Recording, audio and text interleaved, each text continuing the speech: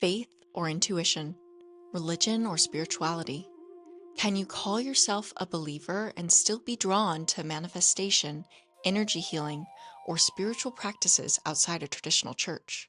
Today, we're sharing our journeys through growing up within Catholicism and Islam, our own reckonings with spirituality, and the questions that emerged when we started searching for truth beyond fear, dogma, and other people's interpretations. Let's expand. Welcome to Rich in Spirit. Paid in full.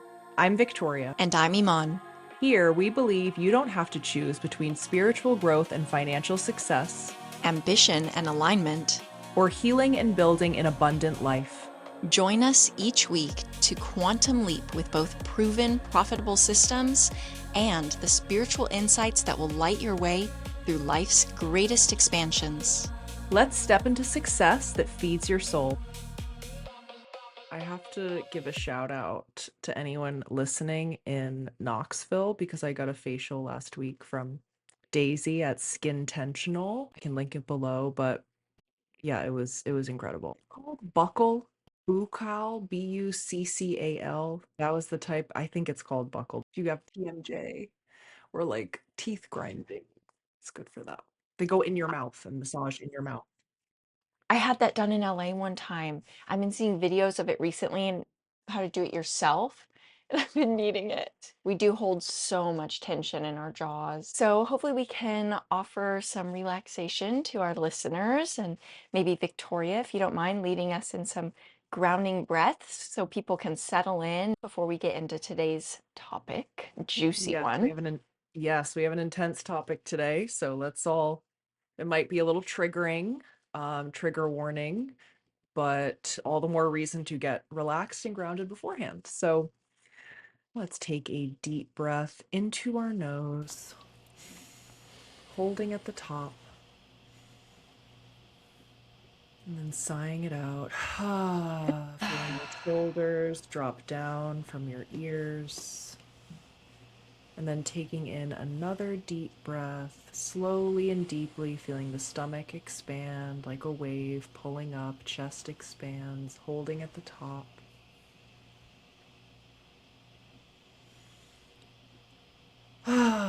Sighing out again, feeling everything relax, feeling yourself let go of the day.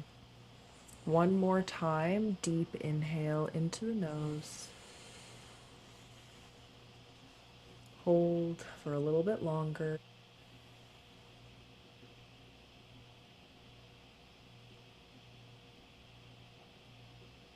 And then loudest exhale of the day. Ha! All go, shaking it out if you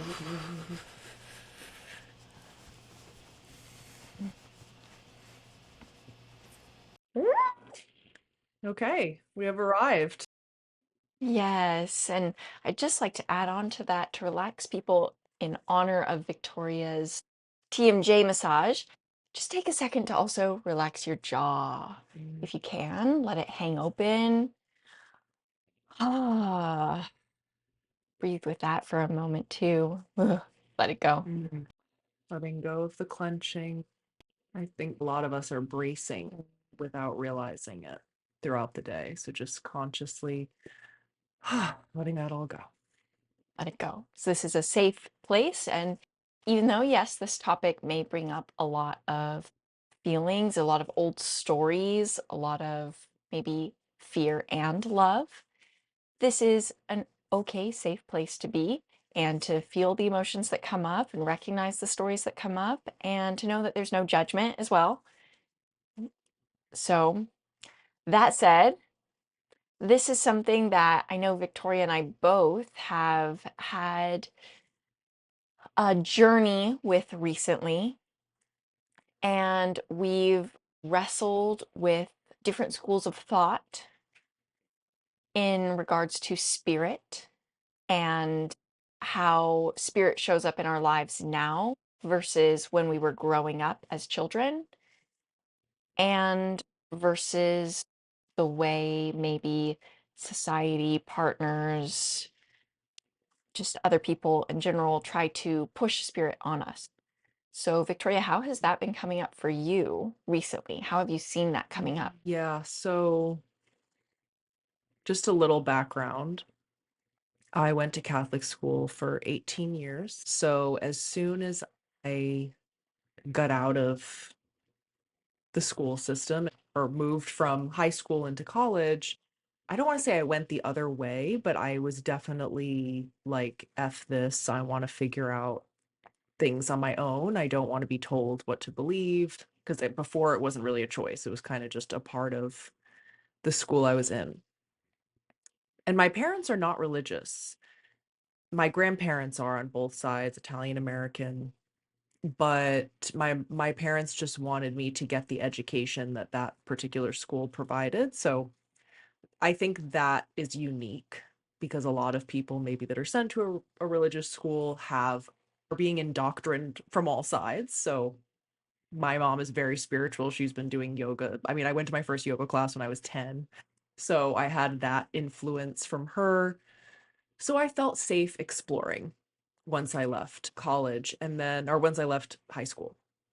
And then as I got older, I became more spiritual, got into breath work, got into meditation, had a lot of incidents, maybe I'll get into later, where I felt this calling to connect with God, the more conventional God that I grew up with, but seeing this God in a different way, in a much more loving way versus a fearful way. And where I'm at now with all of that is I had a period last year where I was like, yeah, I'm a Christian. I believe in God. I believe in Jesus. I'm also dating someone who is Christian. And through that lens, that understanding of, yeah, I believe in God. I talk to God every day. I believe in Jesus. I assumed that was the meaning of being a Christian. And then I started to look at the quote unquote woo woo practices I do and how a lot of my beliefs about God and what God represents, who God is, actually do conflict with the traditional Christian views. And it made me realize maybe I'm not a Christian. Mm, I don't think I am actually. And that's okay because I know my truth and I just want to feel open. I don't want to feel constrained by anything or like I'm constantly bad and having to whip myself for things I do wrong. And yeah, there's a lot of that. We can get into that later, but I want to believe that God is this is benevolent and good and loving to an extent that conflicts with some other messages I've gotten from Christianity. mm. Thank you for sharing that. Yes, I didn't realize about I knew you went to Catholic school, but I didn't realize about your parents not being super Catholic and that just coming from your grandparents' side. So, given where you are now, what are some of the maybe more Christian practices you still incorporate that you've been able to reconcile and do in your practice? And also, or maybe if you want to start here first, what are some of the spiritual practices that conflicted with Christianity that you discovered? Yeah. Yes. So I'll start with the traditional. I feel nostalgic and have this newfound appreciation for Catholic Mass. Sorry, this hair just went for the screen. That I obviously didn't have when I was little because I just was Yeah. immature and laughing. And my cousin was altar serving, and we would make eye contact and burst out laughing in the middle of the Mass, and my Grammy's like pinching me.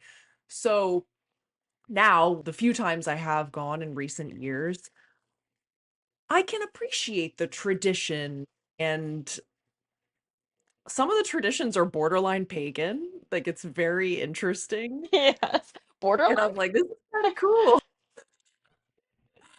We've been doing this for thousands of years, probably more than, I mean, I don't know, I'm bad at years, but It's been going on for so long, and it's A like we're long gonna time. maintain certain things. We're gonna wear this outfit. We're gonna have the stained glass windows, that whole thing. And there is so much energy. Like, I mean, I didn't grow up Christian, but when I'm in Europe and I walk into a Catholic church, I just can feel the energy. And even, times in America when I've been to churches, I feel that too. Like there is a spiritual energy and connection there, and you can feel it. And you feel it in the practices that they're doing. So that's definitely there and just like so prevalent. Absolutely. I mean, it makes me emotional in church sometimes now, feeling that energy. Yes. And I go like twice a year, maybe. I'm not saying I go all the time. Um, but that I do appreciate. I remember going to the Vatican in Rome when I was either just turned 18 and seeing the statue where Mary is holding Jesus when he just came off the cross. I am blanking on the name, which is embarrassing. And it's life size. It's not this huge thing. And just bursting into tears. And I didn't have any connection with spirituality at that point, really, but it was like something just came over me. It's and the whole experience of being in the Vatican, it's very powerful.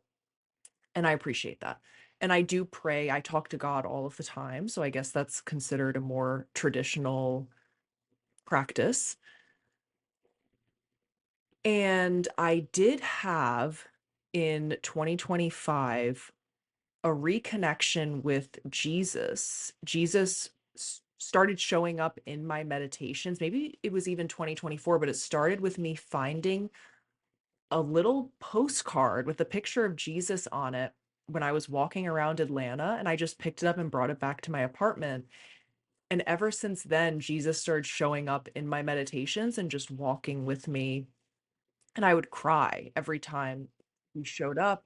And there was this almost void that I felt inside of this deep connection that I had with Jesus that I will never have with another human because I am a human and everyone else is a human and it's just not possible. But that was something I would mourn when Jesus would come to me is the humanness of this experience and how you can transcend it and be enlightened to a degree, but we are all still human, just like how Jesus was human. He still had to die, be tortured, so he was a human. So apart from the traditional, I would say I do way more woo-woo things. I do have oracle cards. I have crystals. I mean, I teach breath work, and even though that is not inherently woo-woo, I definitely incorporate woo-woo aspects to it. I talk to my spirit guides, I talk to my ancestors, I do energy work, I watch Reiki YouTube videos to fall asleep. I do all the woo-woo things. I'm very open to it. And I'm also very aware that there is a dark side to that. There are dark energies. We live in a world of good and evil. And I do tune into my connection to God. I tune into my intuition. And if anything in that realm feels even slightly off, I'm out of there because I have seen demons before and I have felt demons in other people, and it's very real. I've helped Yeah. people clear demons that are haunting them. So it was a very real thing. And you've cleared demons yourself, haven't you? Yep, yep. Dark entities that have latched on to me at least twice. But one time I did it fully myself. Another time I had to have an energy healer help me. Hmm. Actually, a couple times I had to have an energy healer help me. That's one of those things. So I was very much in the woo-woo world in LA, right? Same with you. We were hosting moon gatherings and tarot readings and all of the fun spiritual adventures. And I'm sure we'll get more into this, but with my abuser, I took such a hard left turn into more traditional practices.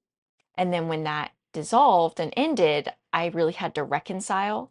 what do I believe now? What do I know is truth, separate from what he was forcing me to be indoctrinated into? So that was something that made me very hesitant to go back fully into the woo woo and to trust the woo woo, was knowing that dark side of it and the negative energies and the shadow work. Not because, no, shadow work is the wrong word, because shadow work can be very positive for us, but yeah, just that icky side, which I had felt sometimes at retreats. I had been like on a spiritual retreat in Hawaii with all these very woo-woo people and just felt so uncomfortable. And so that made me really hesitant to want to go back into that belief system. But then I realized there's a lot of that in organized religion as well. A lot of demons in organized religion, a lot of priests doing bad things. I mean, it's not unique to any one belief system. It's two sides of the same coin, light and dark, good and evil, morals and hedonism. That's the wrong word. But that's human nature, right? And we are in this human experience, and that's why we've come to Earth, is to learn through contrast. And there's definitely something to be said about this spiritual warfare going on, but it exists no matter where you're finding your connection, or even if you're an atheist and you don't believe in a connection, you're still going to be faced with good and evil. And so, in what ways did your abuser enforce the more traditional religious practices or aspects? So initially, he was so good at just sounding philosophical. And I love talking philosophy, talking religion. I'm very curious by nature. So I really fell for that. I really loved the way he discussed religion. He had studied it quite extensively. And the way he communicated the Bible to me was very empowering in the beginning, which of course is how abusers get you. They mirror back your values. They seem like everything you've ever dreamed of and more. And then they drop the mask. So they really hook you in there. So he hooked me in with all these beautiful, wonderful things like, wow, women have such a superpower, and Christianity was so empowering to women. And some of that is true, but he used it to get me to lower my defenses. And then all of a sudden it was, well, no, women have to respect the man. But specifically with him, he would cherry pick from the Bible. So he wouldn't tell me he loved me. And he used to say I needed to respect him. So when I would say, okay, but look, right here in the Bible, it says, women respect your husbands, husbands love your wives. Why, how can you tell me that it's not okay for you to love me? Well, God never said that. Paul said that. So he would just like use it how he wanted. And then he also would say things like in Genesis 1, I think it says, God created man and woman in his image. But that line is different depending on the translation that you read and depending on the version that you read. So he made sure we were reading the King James version of the Bible, which says, God created man in his image, which most people accept that just means human. It just they use the word man, but it means people in general. Right. Most people will say that. But he says, no, the Bible doesn't say that woman is created in God's image, just man. Women are the daughters of men, because it says that in the Bible as well. So he would use little lines in the Bible to reinforce his view of the world, that women were lesser and that I had to know my place. And if I didn't, then God would be punishing. Because I had never studied the Bible before knowing him. And I do find religion fascinating, and I am very connected spiritually, and I wanted to learn more about it. So I actually had started listening to a podcast, The Bible in a Year, by this Catholic priest that a very good Catholic friend of mine recommended. And I was listening to that at the same time as my abuser reading the Bible to me. And when he found out I was listening to the Bible from someone else, he told me I had to stop. He said it was not okay for me to learn the Bible from anybody except for him. And of course, I justified it to myself because he was like, we have to be on the same page about it. We have to have the same understanding. And I understand that the Bible is one book and people have taken interpretations of it. So, oh, okay, he wants me to have the same interpretation as him. Of course, that was a red flag that I ignored, but you live and you learn. So that priest was interpreting stories one way that were very empowering and very uplifting and very much a message of peace and love and forgiveness. And then my abuser would read the same story and interpret it a completely different way. So, though I ignored that red flag and I decided to stop listening to the other guy, and I was like, okay, maybe he's right. It wasn't so much that he was using traditional practices to put me in my place, it was that he was twisting the words and putting his own interpretations and using that to build this perception and this world and this story of how I was supposed to act as a woman. And I think that unfortunately, that's how a lot of people use religion and the Bible as a form of control. Yes, unfortunately. And so, since that relationship, where are you at now with everything? And what has the process been like to come to your own conclusion? Good question. So, as you know, because we've discussed it quite a bit after, okay, yeah, there's an interesting, almost contradictory thing happening, or there was an interesting contradictory thing happening with my beliefs because, on the one hand, I don't think I would have survived and escaped that relationship without my connection to God and without my faith and belief that everything had to be happening for my highest good. And I was looking at it through a very traditional sense in that moment.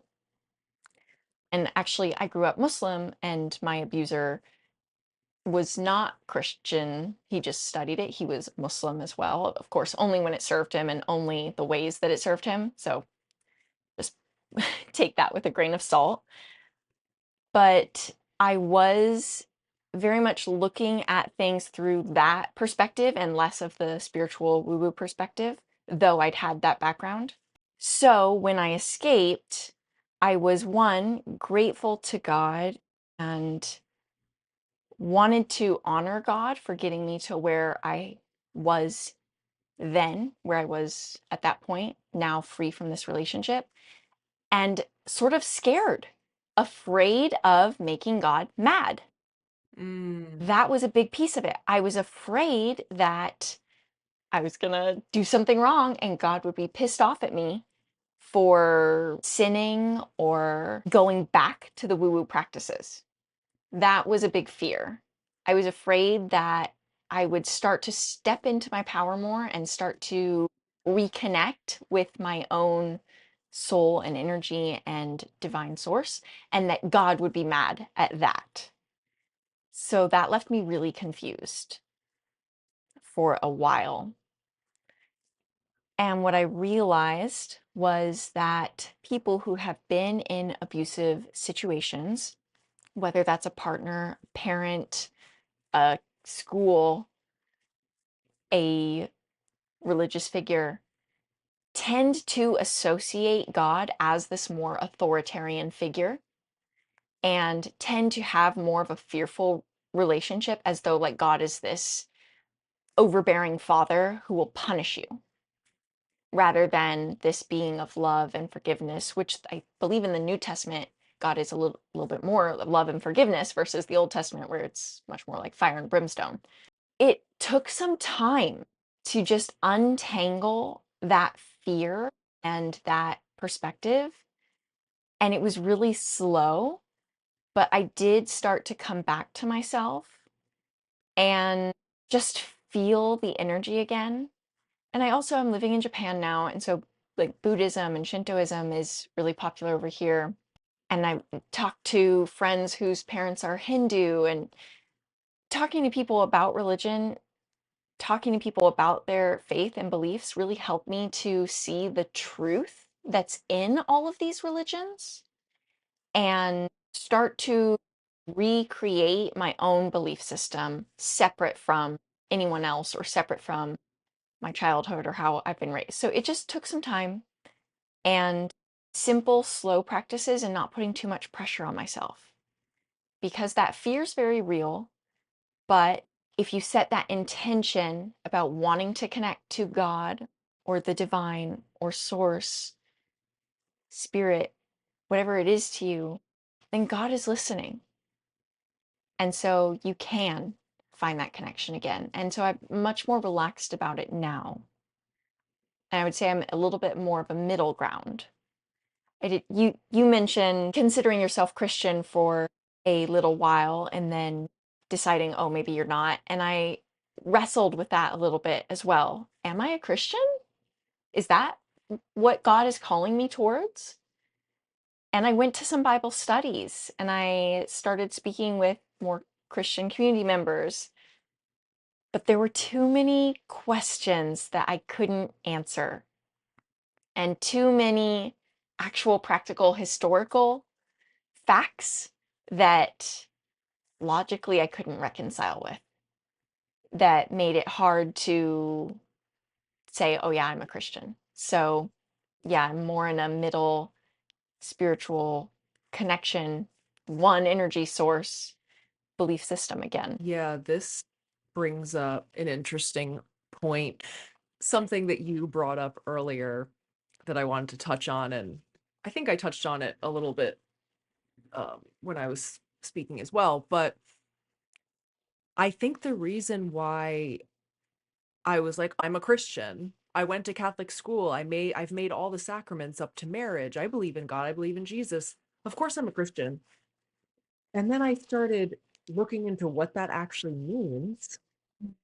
And the big part that I cannot wrap my head around is this idea that, and again, I want to preface that I have not read the Bible front to back. I could be misinterpreting something, but from my understanding, Christians believe that listening to yourself over your religion, over the traditional religious beliefs, listening to your quote unquote intuition, which I do believe is connected to God, is wrong. Listening to your truth, listening to your intuition, listening to what feels right for you is wrong if it does not perfectly align with the Bible and Mm. Christian values. So, what that can look like is, let's say, having sex before marriage or anything in the sexual realm, really, even if it's completely consensual and healthy and good for the people involved. There's this shame around sexuality, having sex outside of marriage.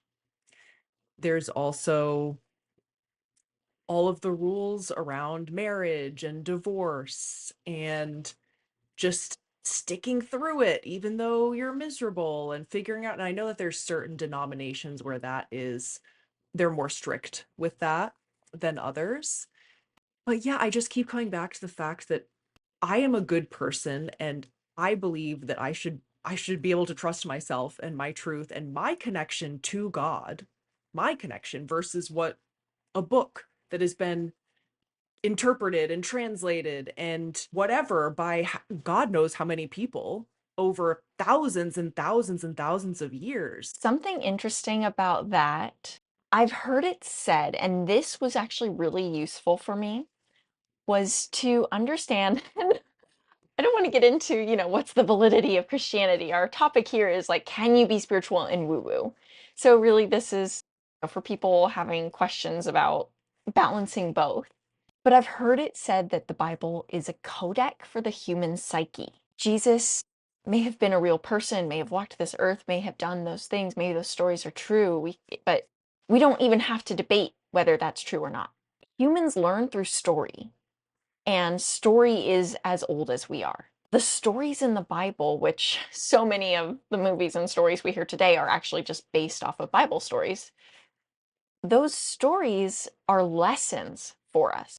And they're meant to be a guide for us to live this most enlightened, most happy, peaceful life. And if you look at something like don't have sex before marriage, you can look at it like, oh, this is so restrictive and it's shaming. Or you can look at it as coming from a place of love and coming from a place of, if you have sex before marriage without understanding the power that comes with sexual energy, because there is so much power in sexual energy. And when you're giving it away, and again, I'm not shaming anybody's choices, right? I've been there. Don't worry, there's no judgment. But I've learned from being in a place of not understanding the gravity of sex to where I am now, where I see the difference in my energy now just keeping to myself and being celibate.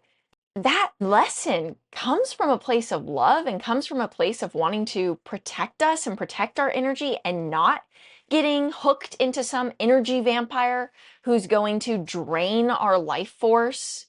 And there's a lot of negative spirits that can come in through sex. So if you're in a marriage, if you've made this bond and this commitment and you've hopefully met that person, there is some safety there.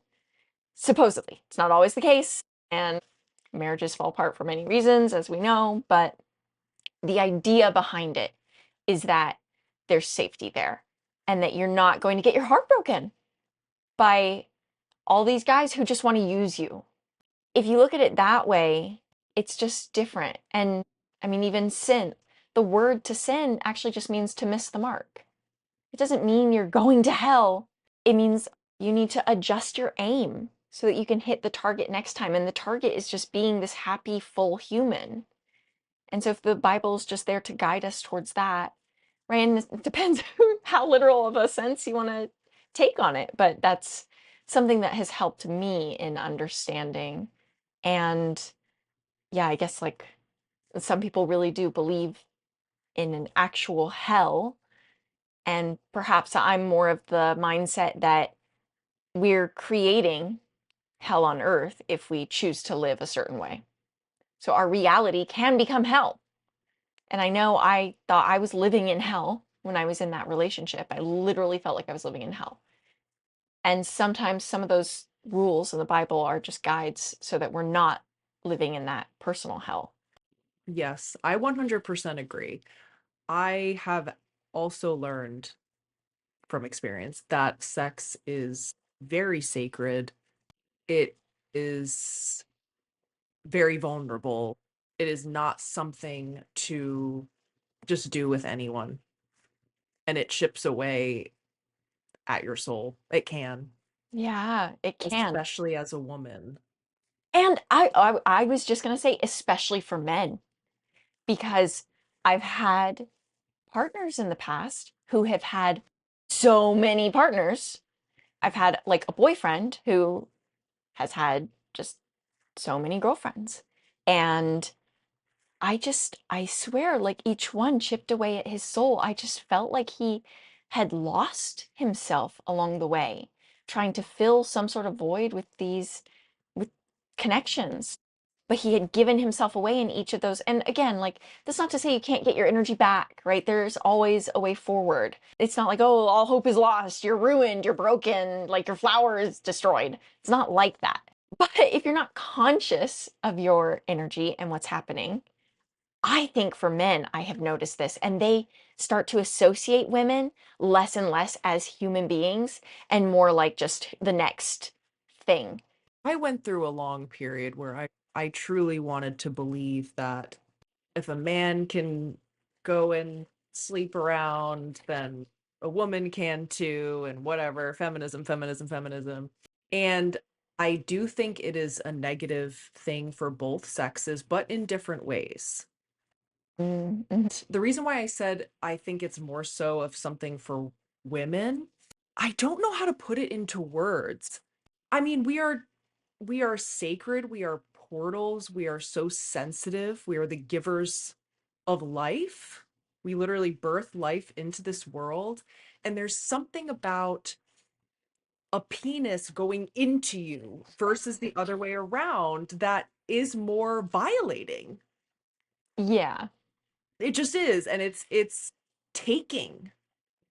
Yeah. We are receiving, like we are receiving We're and they are receiving. giving, but it's also a taking if it's not the right person. If it's this symbiotic, healthy, safe relationship, then it is beautiful and the energy is flowing as it is meant to.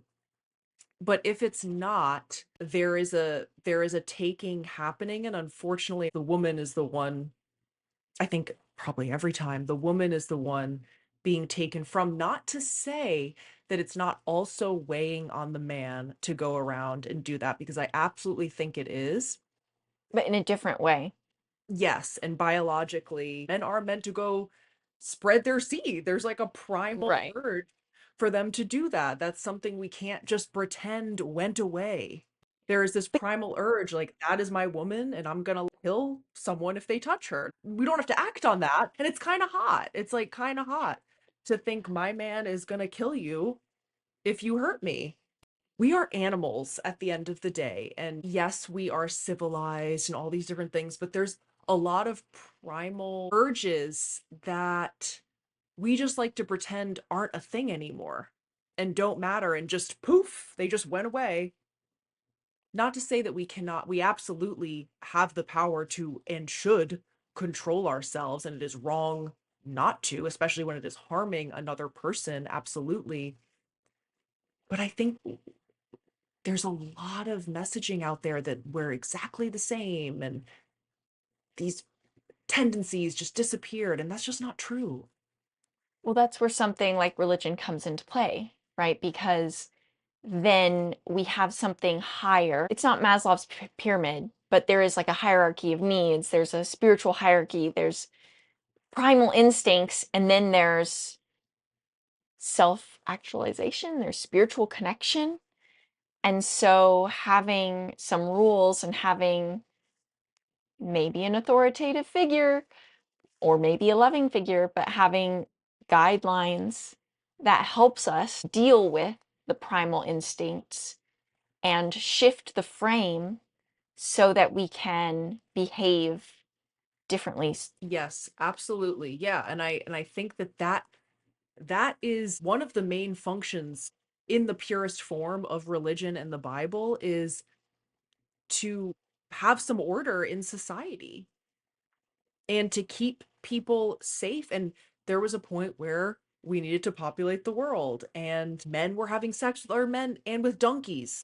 And like Right. you need to have Yeah. sex with a woman and populate the world. Like that was how it was back then. Yeah. Not the case anymore. Well, yes, people are saying the population's declining, but there isn't as much of a need for us to go around and make a bunch of babies like there was back then. And I think in the purest form, I mean, yes, you should not go murder people, of course. Like the 10 commandments are valid. There's a lot of very valid things in the Bible, but like us humans do with a lot of things, like you were saying about your abuser, we extract these messages and we manipulate them and we use them to our own advantage. So, is the Bible inherently bad? No, of course not. No, I think Of it's course not. no, absolutely not. There's a lot of beauty, a lot of truth in it. I think there's so much value in religion and in the community that comes with Yes. religion. I think that's one of the biggest benefits is, yeah, having people aligned behind a common belief and a common language and the support system that comes with that. And then, again, there's things like tarot is witchcraft and it's demonic. Like, I think something like that is in the Bible, right? So, what are your thoughts on those kinds of ideas as they relate to your own practices?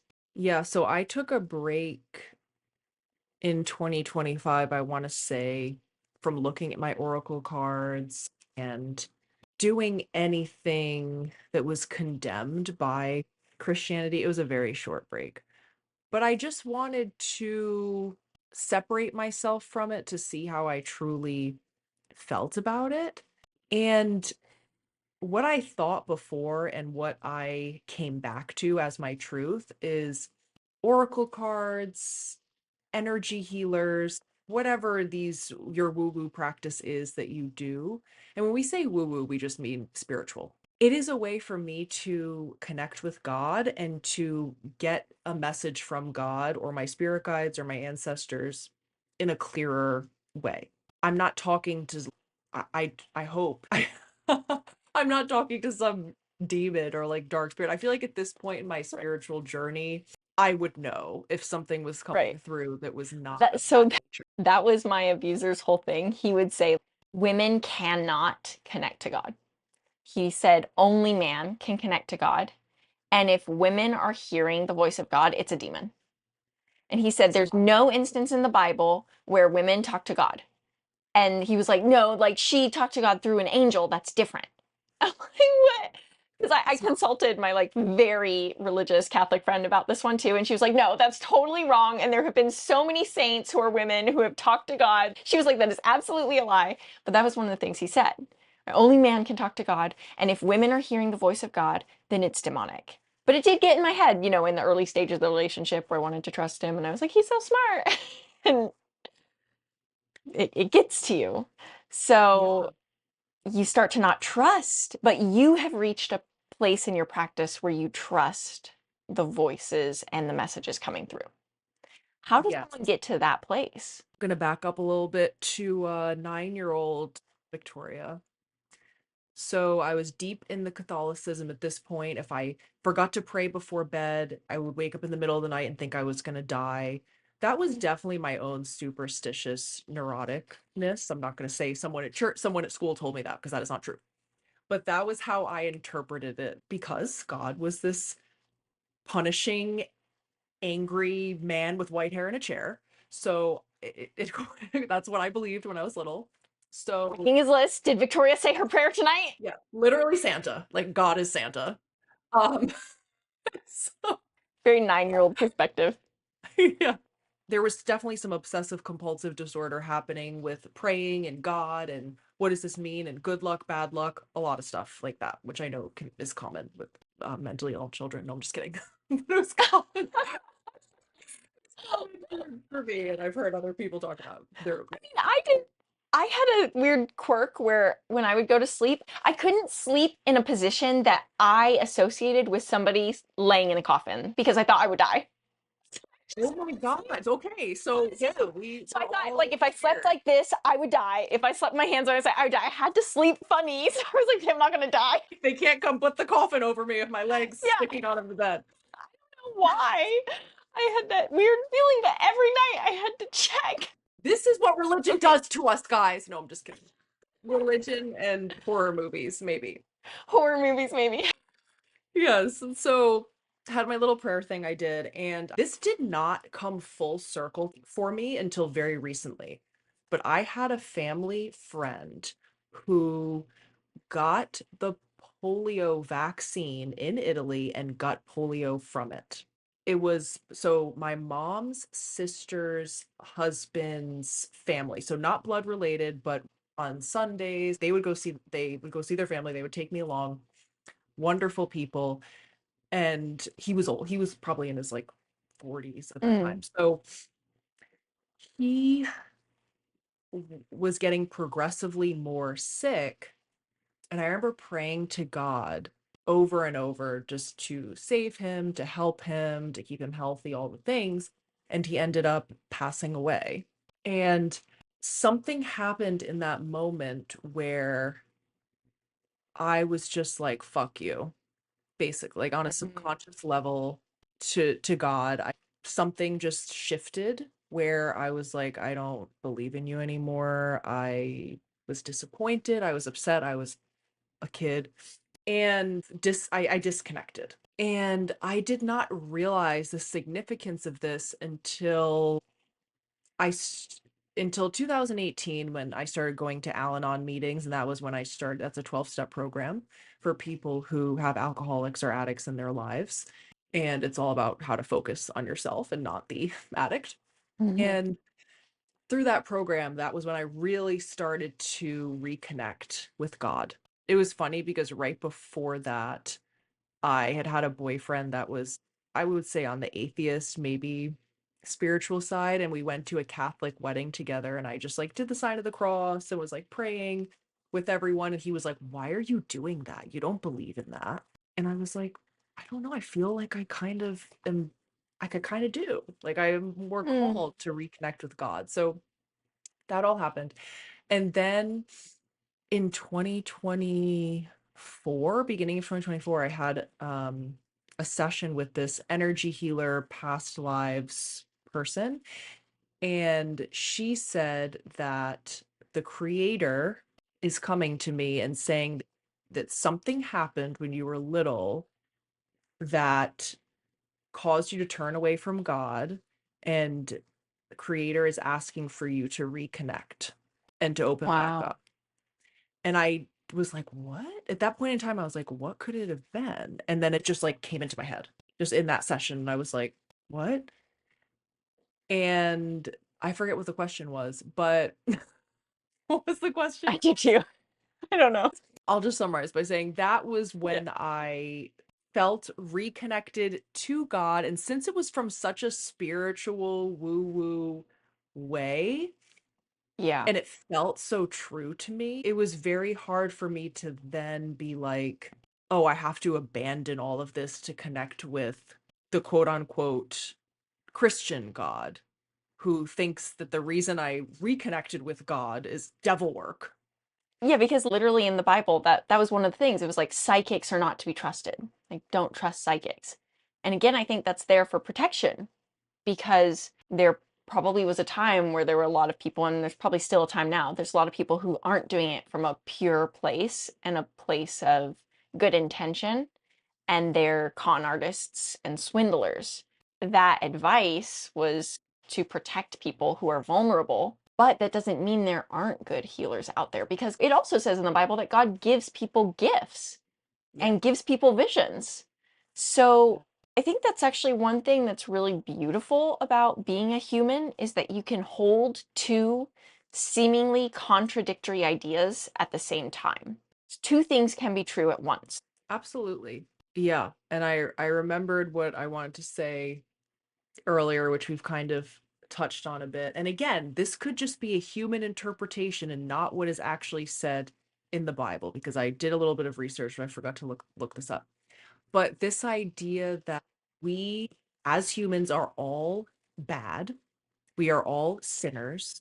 We come here with original sin, and we must spend our lives being humble. And not that there's anything wrong with being humble, but to an extent that those who want to strive and who want to be successful and better themselves and make money are evil. I don't even really know why. I guess it's because they would say that those people are being too egotistical or they're greedy. And of course, there are a lot of evil people who have money. Like that's a fact. But money in the hands of people with good intentions Yes, can do good in the world. absolutely. And I think the whole message of money is the root of all evil, it seems there's a lot of religious undertones in that messaging. And the need to even stay poor, to stay humble, like all I need is God. I don't need anything else.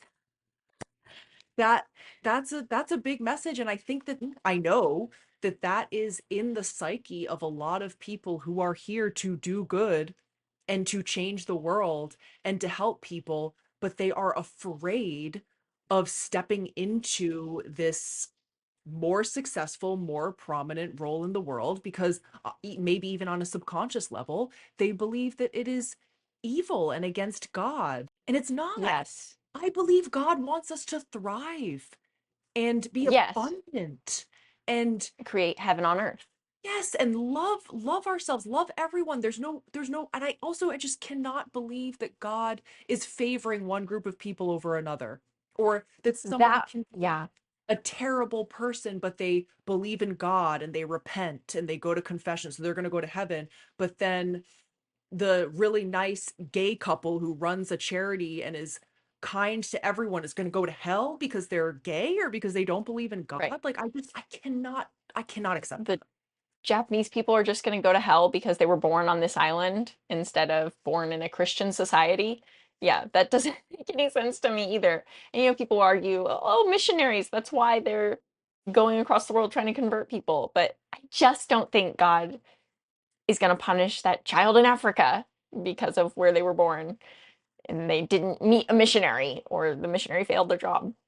But there's like two things coming through with what you said about healers having this perspective of money being evil and, oh, I need to be poor to be enlightened. And I do see a shift right now of people who have this light work and who want to heal and be of service, understanding that that's an energy exchange. There's an energy exchange there, and they can do more good with more money in their hands and pockets. So I see a shift of people recognizing their value in that. Something else came through, which was why I laughed. The idea of, I don't need anything but God, because that was something my abuser said all the time. I don't need you. I don't need money. I don't need anything. I don't need the government. I don't need anything but God. I love God. I don't love anything but God, and I don't need anything but God. Again, initially, this was very addicting to hear for me because it sounded so empowering initially. It sounded like, wow, God is my source. And he had a way of saying these things that I would interpret as spiritual ideas like, yeah, God is my source, the divine is my abundance. But he was saying it from a place of hurt and wounded. But the reason I also laughed is because recently this has been coming up. I'm seeing stories of all these different philosophers and religious figures, men in history, like the Buddha, who was a prince and who had lots of wealth and lots of material possessions before he walked away and decided to be poor and reach enlightenment and abandoned his woman, by the way. And Socrates, and I mean, there's many, many of these, like, oh, the Western fathers of philosophy, right? These men that have such high standards in our mind. They were like bumming around and like not working, just thinking and talking. And maybe I'm biased because that was my reality for the past few years, was a man who would just talk and not work and not be actually productive member of the household. He thought his worth and his value came from just talking. And maybe the world has gotten a lot out of their musings, but I'm seeing a lot of stories coming to light of just, yeah, these people we've placed on a pedestal. And there's a lot of women behind them that got abandoned, that got criticized, that supported them, whose stories we don't hear. So that also just, yeah, puts some questions into the mind of like, how do we just take everything for fact? And it comes back to, well, you can't just take everything for fact because we are humans having a human experience. And at the end of the day, you've got to, I think, go inward and upward divinely, because it is history. Like, this was something else, like hegemonic narrative where like history is written by the victors, Mm. right? So we don't know what messages and lessons have been lost throughout time. And I don't know all the details on this, but there were a lot of books of the Bible that didn't make it into the finished version. And I believe there was a large group of women that had written some of these books, and none of the books written by women made it into the final version. Shocking. So there's a lot of history like that. And some of it is like this pop sci-fi, like pop history, pseudo feminism history that's not based in reality. And some of it is just real enough to make you wonder, how much of history got rewritten? How much are we missing? So many things came up when you were talking. So the thing about energy exchange, I want to double click on that because, well, it's not that it's happened a lot of times, but whenever it happens, it's always a man that has some type of religious Christian background. They'll make a comment about how you shouldn't be charging for a service that is helping people in like a spiritual way. And when I say, well, what about breath work? They're like, well, that's actually a technique they're doing with their breath, and there's like science behind it and whatever. I still think they kind of meant what I do, but didn't want to say Hmm. it. But anyway, and I've even heard them say this about churches asking for money and kind of poo pooing on that. But if you Hmm. are providing a service that is in the spiritual realm where you are connecting people to God or you're a psychic and whatever, anything in that realm, you shouldn't charge. If you actually were really just doing it to help people, you should do it for free. That whole Well, I notion. mean, there has been a history of churches abusing that. Yes, There absolutely. have, right? That's a different story. Like, yeah, there's been plenty of times where churches have taken advantage and taken people's money. But yeah, being of service, no. I mean, there's energy exchange. Otherwise, you're playing God. Oh, Right. I should just help you because I'm the one who has the energy and I'm the one in power and control. No, there has to be an energy exchange so that there's an understanding and there's boundaries and there's a container. Absolutely. I mean, I would love to just be an actor just because I love doing it. I love coaching people. I love leading breathwork sessions. I've done it for free many times, but that's not how society works. We need to be compensated. Everyone else is being compensated. Why should the people who are telling stories that change lives and the people who are working one on one with someone and guiding them through one of the most difficult transitions they've been in, like those are the people that should not be getting paid, but I need to go pay for like, I don't know, some sugary drink at a gas station. Should doctors be getting paid? Exactly. Yeah. That's a healer. We're not questioning that. Yeah. But I do agree that things are changing a lot and people are waking up to the whole energy exchange notion and the importance of that and all of the science that has come out behind, is it neurolinguistics or neuroplasticity? Just Mm-hmm. how The brain.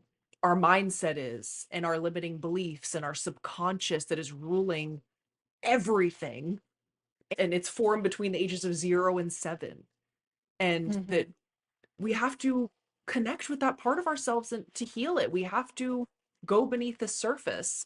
Watching motivational Denzel Washington videos are only going to get you so far. They're great, but if you have this story in your mind of God wants me to be poor, Yeah, you then you're you know, never gonna, gotta rewrite that. well, yeah, you've got to rewrite it. So, what are your thoughts on quote unquote evil people making and having a bunch of money? The ones that do. Hmm. I think we're living in, is it the age of Aquarius? And everything is coming crashing down. There's a transition of power right now and a transition of the gatekeepers, right? We see it very clearly in social media.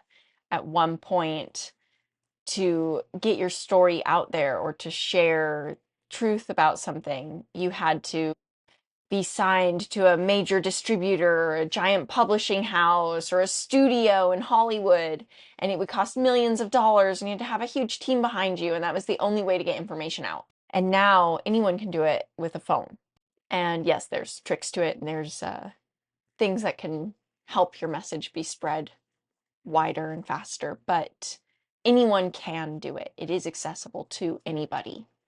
So those people who have been gatekeeping or who have ill intentions, I think their seat in power and their seat in wealth is possibly being threatened.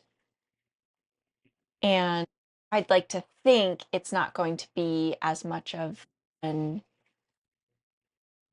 issue in the future because wealth will spread to people who step up to pursue it. Do you have thoughts on it? So are you saying that maybe all of this kind of had to happen the way it has, so then the people could rise up and take their power back and have more access? Would you agree that that's kind of part of the whole quote unquote plan? Like Jesus, the temple had to be destroyed, right? For something new to come. Mhm. So this will continue to happen in history. It's always a cycle. It's always contrast and expansion, contrast and expansion. So if there was a period of contrast where perhaps the negative or evil entities had more wealth on their side, yes, it leads to expansion. Yeah, I agree. And I think just on a very basic level of why certain people get money and why others don't, whether they're good or evil, what we believe, what we focus on, what we think we deserve, we will get. Regardless Yeah. of regardless of whether we believe in God or don't believe in God, whether we're evil, whether we're good, I mean, we're all both.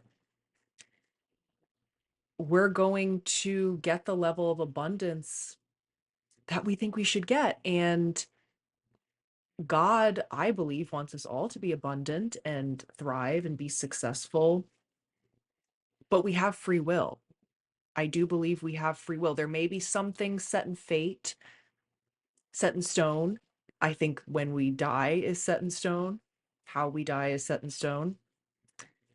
I believe in past lives. That's a whole other conversation. We should do an episode on that because that's Hmm. that would definitely Yeah. be over an Yeah, it'd hour. be a fun one.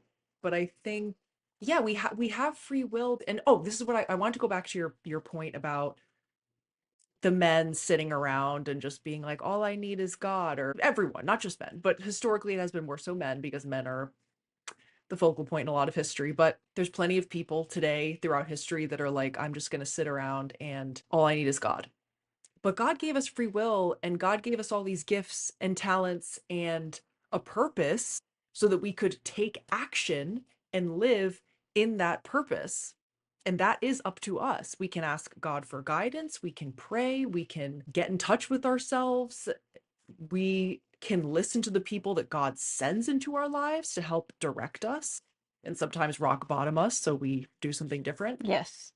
But we have to take action. We have to take action. We have to take action.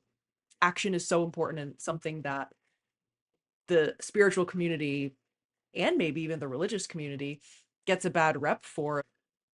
And not saying that you shouldn't rely on God because God is the creator of all things. You are co-creating your life with God, with the universe, with spirit. But you have to show that you're ready. You have to put yourself out there. You have to be visible and receive it. Okay, this is a great story. I have no idea what the names are of the people in this story, but it is a very important story about I want to say it's Simon. I could be totally wrong. But he is stranded and injured at the top of this mountain and he's praying to God, God, please come help me. Please help me. And this man comes and is like, "Hey, I can put you in my cart and like take you down the hill." And he's like, "No, I'm waiting for God." And like five other Mhm. people come that are like, "Hey, I can help you. Hey, get on my camel, whatever." And he's just like, "No, I'm waiting for God." And then he dies and he's Mhm. like, "God, I prayed. What happened?" And he's like, I sent, A, B, and C to come get you. Mark, Tom, Travis, Todd. I sent them all You to come didn't get you accept and my help. right, you didn't accept my help. And that is one of my favorite stories because there's this mindset of like, nope, God will help me. I just trust God. I just talk to God and I get the answer and I'm fine. And it's like you're living in the 3D world. The Yes. 5D's cool, And but you're living in the 3D world. That's a good example of not controlling the how something happens, because that person obviously had an idea of what they expected it to look like, the answer to their prayer, and they wanted one specific how, but you have to let go of that. It can show up in many different ways. Very true. I feel like I could talk about this for I 3 know, hours. forever. Well, is there something else on your list of things that you had written down or research that you want to bring up? Yeah, so what I looked up in particular was the view the Bible has on women and about money or being wealthy. And what I gathered from both, I'm not going to read the passages. I can put them in the caption, I guess, but I'll read an example. 1 Timothy 6, 9, 10. I don't know if I'm saying that right. But to summarize, warns that the desire to be rich causes ruin, and the love of money is a root of evil. Hmm. So that is one that is it's not it's not great. And then this one though, I think is more so of what the Bible is saying about money and being rich. James 5, 1 through 6. It says ESV next to it. I don't know what that means.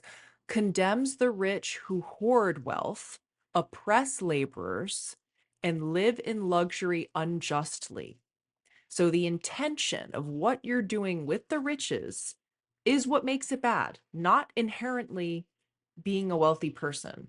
That's my takeaway Mm. from what the AI summarized. That was the big thing is it's not necessarily the riches and the wealth itself, it's what you're doing with it. Your intention behind it, how you're treating other people. Yeah. Um and then in terms of women, it was a similar thing where when it said something negative about women, it was like an immoral woman, a Mm. woman who is a snare or a trap, contentious or quarrelsome woman. And again, it's like, what does that mean? A woman who is a bitch sometimes, a woman who's annoyed because you're being an idiot. Messing really bad. Exactly. Like, what does that mean? We don't know. And then the one I read to you earlier before we started, Leviticus 27, 2 through 7, sets a lower monetary value for women compared to men regarding vows to the Lord. A male aged 20 to 60 is valued at 50 shekels, while a female is 30 shekels. So there is this value discrepancy.